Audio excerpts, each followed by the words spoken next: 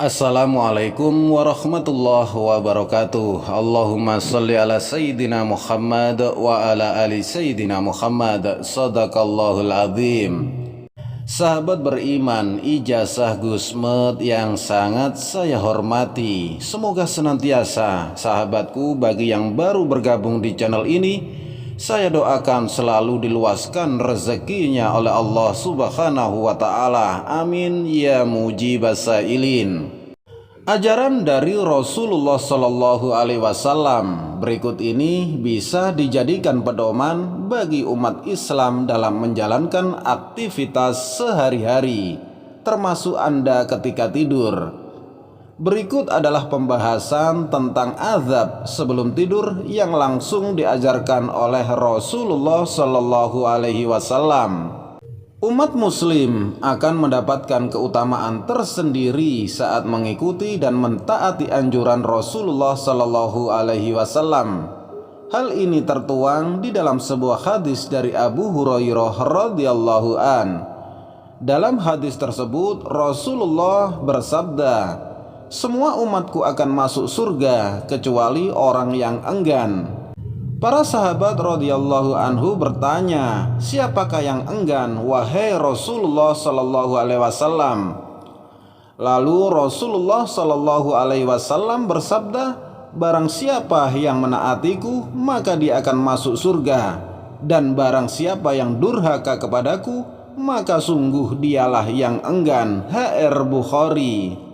Setelah mengetahui keutamaan mengikuti ajaran dan anjuran Rasulullah Shallallahu Alaihi Wasallam, marilah laksanakanlah 5 azab tidur yang dianjurkan oleh Rasulullah Shallallahu Alaihi Wasallam berikut ini. Yang pertama, usahakan untuk tidak bergadang.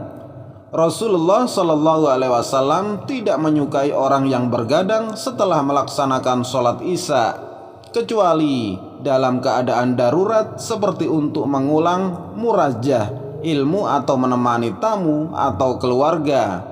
Hal ini juga tertuang di dalam sebuah hadis dari Abu Barzah radhiyallahu an, bahwasanya Rasulullah Shallallahu alaihi wasallam membenci tidur malam sebelum sholat Isya dan berbincang-bincang atau yang tidak bermanfaat setelahnya.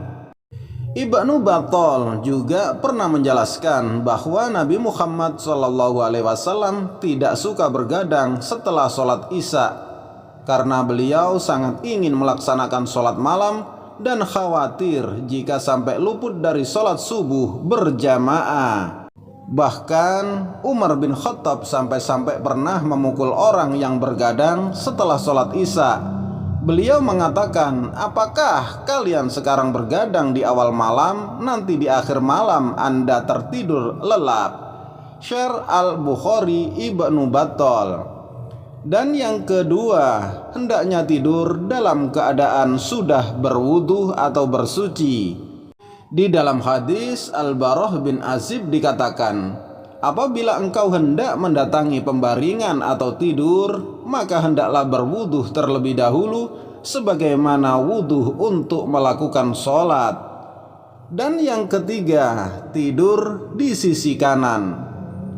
Selain berwudu sebelum tidur, di dalam hadis Al-Barah bin Azib juga disarankan untuk memulai posisi tidur dengan berbaring di sisi kanan tubuh. Rusuk kanan dijadikan sebagai tumpuan dan tangan kanan dijadikan sebagai bantal. Berbaringlah di atas rusuk sebelah kananmu. HR Bukhari dan Muslim. Selain mengikuti sunnah Rasul, Ibnu Qayyim juga menjelaskan manfaat berbaring di sisi kanan saat tidur. Tidur berbaring pada sisi kanan dianjurkan di dalam agama Islam agar seseorang tidak kesusahan untuk bangun sholat malam. Tidur di sisi kanan lebih bermanfaat bagi jantung. Sementara itu, tidur di sisi kiri juga berguna bagi badan, namun membuat seseorang akan semakin malas. Dan yang keempat, hindari tidur dalam posisi tengkurap. Rasulullah Shallallahu Alaihi Wasallam tidak menganjurkan seseorang untuk berbaring dalam posisi tengkurap. Hal ini berdasarkan hadis dari Syai' bin Taksfihal Al-Ghafari.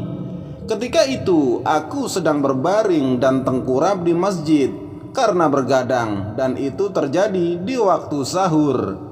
Lalu tiba-tiba ada seseorang menggerak-gerakkanku dengan kakinya. Ia pun berkata, sesungguhnya ini adalah cara berbaring yang dibenci oleh Allah Subhanahu wa Ta'ala.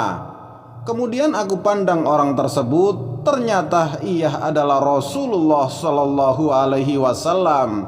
HR Abu Dawud dan Ibnu Majah.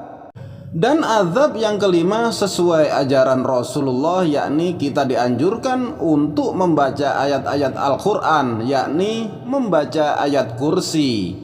Jika kamu hendak berbaring di atas tempat tidurmu, bacalah ayat kursi, karena dengannya kamu selalu dijaga oleh Allah dan setan tidak dapat mendekatimu sampai pagi. Subhanallah.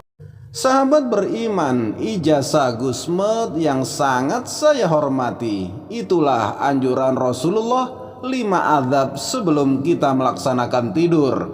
Semoga kajian dan pembahasan kali ini yang saya bagikan dapatlah bermanfaat bagi sahabat muslim semuanya. Ikhdinas siratal mustaqim. Assalamualaikum warahmatullahi wabarakatuh.